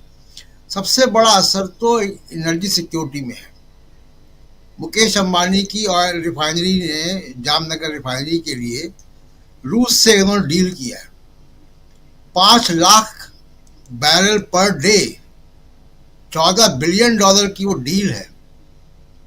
उसमें जो मालवाहक जहाज जिसके जरिए वो तेल आना है भारत में, उस पे अमेरिका ने सैंक्शन लगा दिए। अब वो तेल आ नहीं सकता। जनवरी से वो डील ऑन है, एक बूंद तेल नहीं आया है। तो आपको अमेरिका से, भले ही आप रूस से डील कर रहे हैं, अब वो अमेरिका चाहेगा कि तेल आप उनसे खरीदें। पहली बात, कितना दूर से आपको तेल लाना है। दूसरा कि स्पॉट ट्रेडिंग में आपको महंगा पड़ेगा, वह उसकी अलग से कभी बात करूंगा। कुल मिला के ये कि भारत के ऊपर टैरिफ को लेकर बड़ा दबाव रहेगा, और अभी इसके लिए मुझे सरकार की कोई योजना नहीं दिखाई दे रही। जो बात गर्ग साहब कर रहे थे यूरोपियन यूनियन की, या यहाँ पे जो ट्रेड डील्स हो रही है, यूरोपियन यूनियन भी अब ये चाहता है कि टैरिफ जो है वो भारत के पक्ष में ज़्यादा है। तो ये सब जो बातें हैं वो भारत के मैन्युफैक्चरिंग को, भारत के ट्रेड को, भारत के तमाम तरीके से आर्थिक उसको हितों को नुकसान पहुंचाएंगी। एक दो बात मैं जरा ज़ेलेंस्की की बात भी कर दूं, क्योंकि इतनी बातें हो रही हैं। इनका बैकग्राउंड क्या है? देखिए, ये कॉमेडियन रहे हैं और इतना बड़ा जो टेलीविज़न शो कल हुआ है अमेरिका में, वो कोई भी टीवी का प्रोड्यूसर, कोई टीवी चैनल इतना बड़ा शो नहीं कर सकता रियलिटी टीवी का, जो कल हो गया।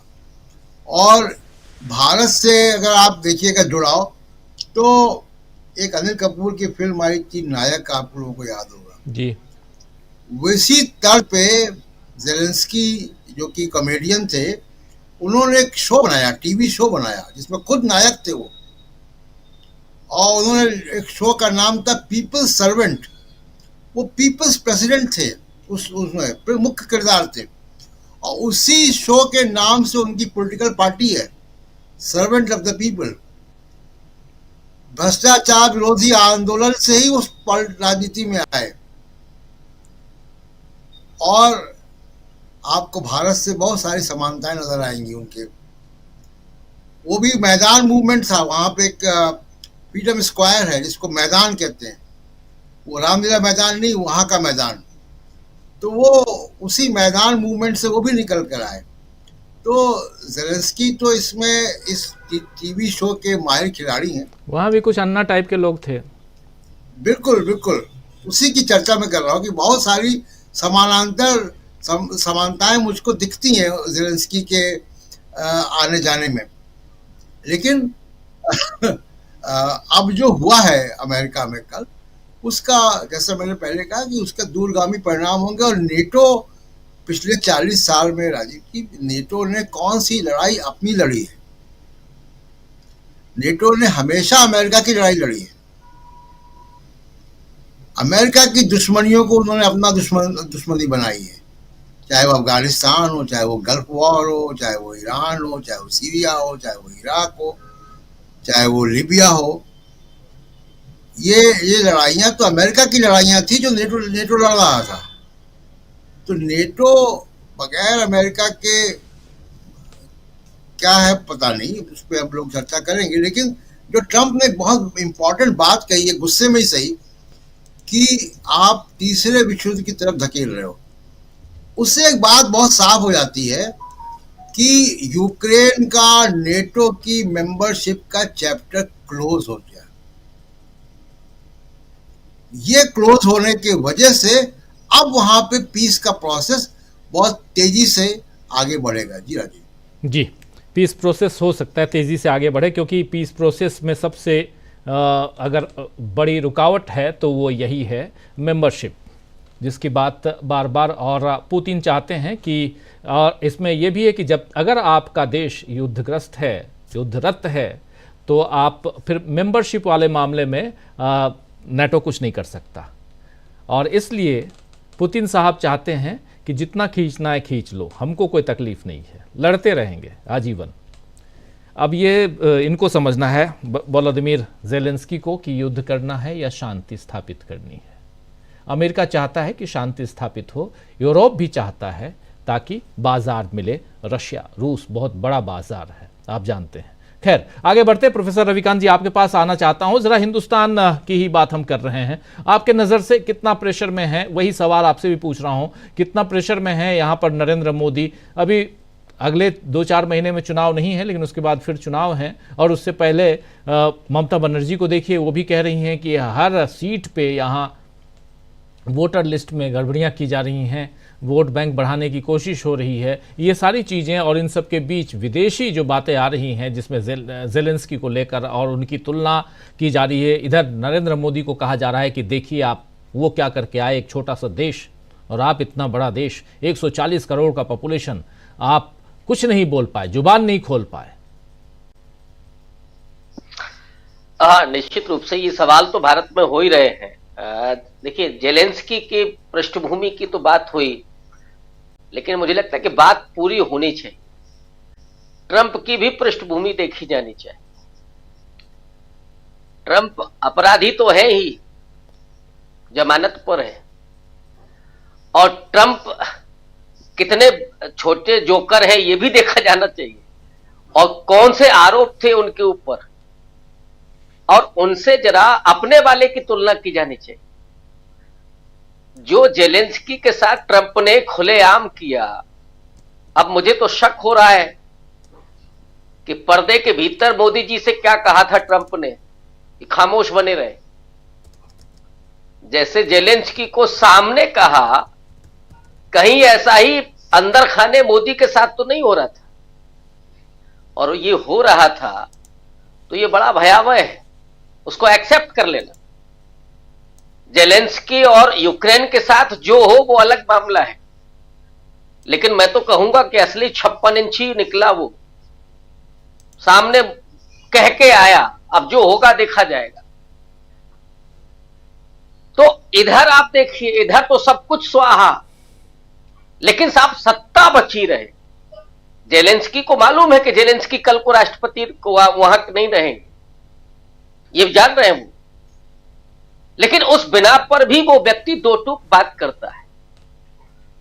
मैंने कहा ना कि धैर्य की परीक्षा थी, कई बार धैर्य में हो जाता है। बोल गया वो व्यक्ति, जिस ड्रेस में गया था हो सकता है कि उस भाव से बोल गया, लेकिन एक तारीफ तो करनी ही होगी कि असली 56 इंची जेलेंस्की निकले। यहां क्या है, ट्रंप जो कहे वही, वो दिन को रात कहे तो रात कबूल है साहब। वो वहां तक चले गए थे अब की बार ट्रंप सरकार, और पिछली बार में कमला बुआ के साथ थे, खामोश रहे तो मामला गड़बड़ा गया। तो उसके बाद फिर जो बेइज्जत किया गया कि साहब वहां खड़े रहे, विदेश मंत्री के चिट्ठी मिल जाए, किसी तरीके से निमंत्रण मिल जाए, पहुंच जाए। इस मामले में अगर आप देखिएगा तो कम से कम जेलेंस्की ने दिखाया अपना वजूद, भले ही छोटा भी देश हो। जहां दो छोटे छोटे देश दिखाते हैं ट्रंप को कि आप ऐसे हथकड़ी लगा करके और बेड़ियां लगा करके नहीं भेजेंगे, रोका उसको, हम बुला लेंगे अपने, लेकिन हम ये नहीं कहेंगे कि साहब ह्यूमन ट्रैफिकिंग हो रही है हमारे देश में उसके जरिए। तो जो व्यक्ति अपने नागरिकों का भी सम्मान नहीं बचा सकता, वहां जो डील हो रही थी, यहां केवल डींग हाँकी जाती है। ट्रंप तो अपना खेल देख रहा था ना, ट्रंप तो अपना फायदा देख रहे हैं, लेकिन मोदी जी वहां से आ जाएंगे, कहीं बैठे केवल डींग हाँकना काम है यहां तो, और फिर यहां आकर के आप कोसेंगे कि ये हो रहा, तो केवल विपक्ष को कोस पाते हैं आप। वहां जरा आंखें दिखा करके आते तो आता ना समझ में। फिर 140 करोड़ लोग खड़े थे ना आपके साथ में, ये भी समझना पड़ेगा। इसलिए मैं कह रहा हूं जेलेंस्की और यूक्रेन के साथ क्या होता है। अब ऐसे तो गांधी जी लाठी से भी नहीं लड़ रहे थे, लेकिन भागे ना। वियतनाम की क्या स्थिति थी अमेरिका के सामने, लड़ा ना वो। परिस्थितियां ये भी देखनी होगी कि कल को चाइना वियतनाम पर कब्जा कर ले तब क्या होगा, तब ट्रंप साहब कहां खड़े होंगे। क्या ऐसे ही हाथ में हाथ धर करके बैठा जाएगा। वैश्विक राजनीति में ही जो हो रहा है, तो एक तरफ तो ये स्थितियां हैं, और मुझे लगता है कि ये धमकी के साथ तीसरे विश्व युद्ध की तरफ ले जा रहे हैं। ये जो मानवाधिकार का सवाल, यूक्रेन की अपनी जियोपॉलिटिकल स्थितियों का सवाल, ये सवाल भी डिस्कस होगा कि नहीं होगा। मुझे लगता है इस बिना पर भी तो सोचा जाना चाहिए। भारत की जो स्थितियां हैं, अब यहां तो मोदी जी ने जो कायम कर रखा है, वोट बढ़ाओ, वोट जुगाड़ करो, चुनाव जीतो, सत्ता में बने रहो, बस इस बिना पर देश का पलीता लगता है तो लगने दो, कोई फर्क नहीं पड़ता। इन हालातों में मैं सिर्फ इस एंगल से देख रहा हूं कि मुझे तो जेलेंस्की लगा कि हाँ वो 56 इंच का उसने दिखाया, वो प्रदर्शन करके आया, ये मुझे पसंद आया व्यक्तिगत तौर पर। जी, लेकिन बाद में एक के बाद एक 14 ट्वीट करके जेलेंस्की ने वहां पर जिस ढंग से जो ट्वीट किए हैं उसमें साफ लग रहा है कि वो अपने आप को बता रहे हैं कि, और साफ साफ कह रहे हैं कि मैं पढ़ देता हूं हिंदी में, कि अमेरिका के सभी प्रकार के समर्थन के लिए हम बहुत आभारी हैं। मैं उनके गैर पक्षपाती समर्थन के लिए राष्ट्रपति ट्रंप और कांग्रेस के साथ साथ अमेरिकी लोगों का शुक्रगुजार हूं कि उन्होंने हमारा साथ दिया। यूक्रेनी लोगों ने हमेशा ही इस सहयोग की सराहना की है, खास तौर पर इस आक्रमण के बाद बीते 3 सालों के दौरान हमारा अस्तित्व बनाए रखने में अमेरिका का सहयोग अहम था और मैं इसे स्वीकार करना चाहता हूं। तीखी वार्ता के बावजूद हम रणनीतिक साझेदार रहेंगे, लेकिन हमें अपने साझा लक्ष्यों को सही मायने में समझने के लिए एक दूसरे के साथ ईमानदार और स्पष्ट रहने की ज़रूरत है। इसके अलावा उन्होंने कहा है कि मैं मिनरल डील पर भी वो भी करने के लिए तैयार हूं। अमेरिका की जिस ढंग से चाहता है उस ढंग से शांति वार्ता के लिए मैं तैयार हूं। हर बातें, हर शर्त मानने के लिए तैयार हूं। ये सब कुछ ज़ेलेंस्की ने बाद में एक के बाद एक 14 ट्वीट करके उन्होंने ये बातें कही हैं। आना चाहता हूं अब गर साहब आपके पास क्लोजिंग कमेंट भी, और इन तमाम मसलों के साथ साथ हिंदुस्तान का रुख, प्रधानमंत्री, तमाम बातों पे प्लीज अपनी बात रखिए।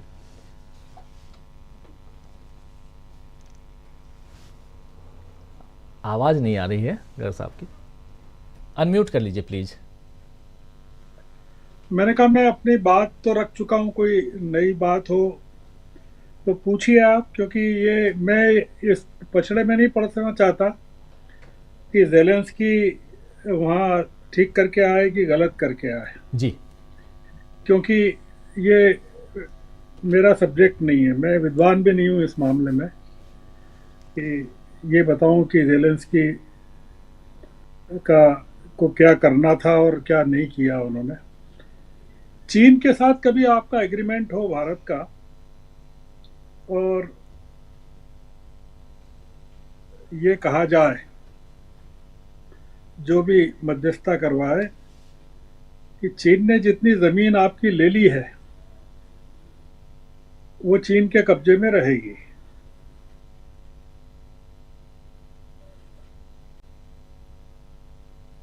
भारतीय नागरिकों का क्या एटीट्यूड रहेगा?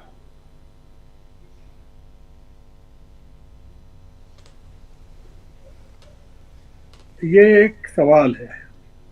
और या तो ये एटीट्यूड रहे कि चीन के कब्जे में जो कुछ है वो तो चीन का ही है, चाहे लद्दाख का हो या अरुणाचल का हो, और या ये हो कि नहीं, हमारे प्रधानमंत्री ने तो आज तक ये भी स्वीकार नहीं किया कि चीन घुसा है। उन्होंने तो यही कहा कि न घुसा था, न घुसेगा, न घुसा था कभी, न घुसा है, न घुस पाएगा। हम लोग जिस नजरिए से चीजों को देख रहे हैं, हो सकता है वो, मतलब मैं गलत हूं, क्योंकि ये तो एक, मैंने अपनी पिछली सेशन में भी कहा था कि वहां से निकल के उन्होंने फॉक्स न्यूज को जो इंटरव्यू दिया ज़ेलेंस्की ने, मैंने कहा था जी, उसमें यही कहा था, ज़ेलेंस्की ये इंप्रेशन नहीं देना चाहते हैं, वो अपनी बात पर कायम भी हैं और ये भी कह रहे हैं कि मैं तैयार हूं। इसका मतलब यह है कि वो एक न्यायपूर्ण समझौता चाहते हैं।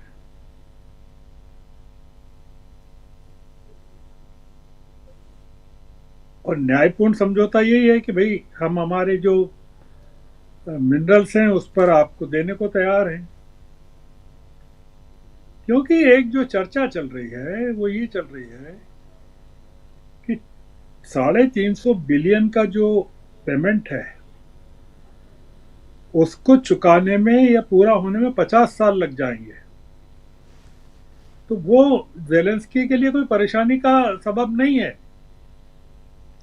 कि 50 साल लगेंगे, क्योंकि कोई एक दिन में तो मिनरल्स का पूरा जो लाइसेंसिंग है या बिक्री है उससे 350 बिलियन डॉलर का भुगतान नहीं होगा। तो वो तो सूट करता है ना ज़ेलेंस्की को जी। और ट्रंप 4 साल रहेंगे, और अगर मोदी जी की तरह या पुतिन की तरह या चीन के राष्ट्रपति की तरह संविधान बदल दिया तो तीसरी बार फिर आएंगे, पर वो भी, उनकी उम्र भी हो गई ना, वो भी रिटायर होंगे, तब तक 82 साल के हो जाएंगे। तो मिनरल को लेकर या रीपेमेंट को लेकर ज़ेलेंस्की के मन में कोई दुविधा नहीं है। रूस जो है यूरोप में कहां तक घुस गया है ऑलरेडी। क्रीमिया पर हमला कब किया था, उसने क्रीमिया पर कब्जा कब किया था, ये सबको पता है। ईस्टर्न यूरोप में कहां कहां तक घुसा हुआ है ये भी सबको पता है, बताने की जरूरत नहीं। तो यूक्रेन गारंटी क्या चाहता है? सिक्योरिटी की गारंटी चाहता है जी। यूक्रेन की आधी आबादी या 40% आबादी रूसी है, रूसी मूल की है। तो ज़ेलेंस्की को भी पता है कि अपने देश के बारे में भी पता है, अपनी भौगोलिक स्थिति भी पता है, और बहुत उन्होंने बताया ट्रंप को उस बातचीत में कि दुनिया की सबसे ज्यादा गैस हमारे पास है। उस बातचीत का हिस्सा है ये। वो जब मिनरल की बात कर रहे थे तब उनको वो बता रहे थे कि गैस है हमारे पास, और कितना बड़ा जमीन है यूक्रेन में, कितना बड़ा हिस्सा है। तो ट्रंप सारे पूर्व राष्ट्रपतियों को कोस रहे थे, गालियां दे रहे थे, बाइडेन को स्टूपिड बता रहे थे। उन्होंने स्टूपिड ज़ेलेंस्की को नहीं कहा, उन्होंने स्टूपिड बाइडेन को कहा।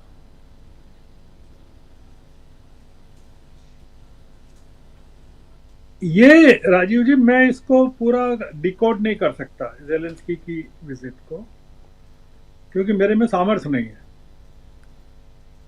पर मैं बिटवीन द लाइंस जो पढ़ सकता हूं वो ये पढ़ सकता हूं कि ज़ेलेंस्की अगर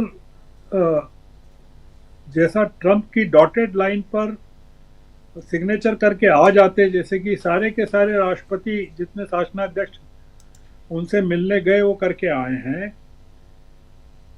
पूरा का पूरा यूरोप डिमोरलाइज्ड हो जाता, पूरा वेस्टर्न यूरोप, पूरा का पूरा एशियन सब कॉन्टिनेंट डिमोरलाइज हो जाता, पूरे का पूरा अरब मुल्क डिमोरलाइज हो जाता, ब्रिक्स के सारे देश हो जाते, अफ्रीका हो जाता। ट्रंप की सुप्रीमेसी और डॉलर की सुप्रीमेसी, अमेरिका की सुप्रीमेसी अपनी जगह कायम रहेगी, उसमें कोई दिक्कत नहीं है।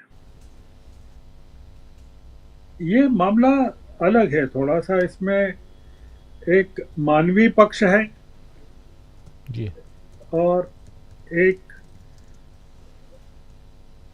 पक्ष ये है कि अगर ट्रंप वहां जाते यूक्रेन और इस तरह से नाराज होकर लौटते, उसमें क्या फर्क आता, और ज़ेलेंस्की व्हाइट हाउस से नाराज होके या गुस्से में गए, उसका क्या फर्क है। ये है समझने का, और कुछ नहीं है। और राष्ट्रपति और उपराष्ट्रपति एक छोटे से देश के आदमी को सामने बिठाकर डांट रहे हैं, और वो वांस उनसे कह रहे हैं you are disrespectful and ungrateful to America. तो ये वो ज़ेलेंस्की को नहीं कह रहे हैं, वो अपने पूर्व अमेरिकी राष्ट्रपतियों को कह रहे हैं, अमेरिकी उपराष्ट्रपति जिन्होंने की यूक्रेन की तमाम सालों में मदद की, जिसका कि जिक्र ज़ेलेंस्की ने किया कि 2014 से लगा के अभी तक कितने अमेरिकी राष्ट्रपति रहे और उन्होंने यूक्रेन की क्या क्या मदद की। तो मेरा नजरिया अमलेंदु जी से और राकेश पाठक जी से और टंडन जी से अलग हो सकता है, मुझे कोई आपत्ति नहीं है, पर मुझे उसका कोई दुख भी नहीं है कि मैं केवल यही कह रहा हूं कि हो सकता है मैं समझ नहीं पा रहा हूं, तो इसलिए अभी इसकी परतें खुलने में टाइम लगेगा। जी। और यूक्रेन में कैसी रिएक्शन होती है, यूरोप में खुशी है और यूरोप कोई पीछे हटने वाला नहीं है।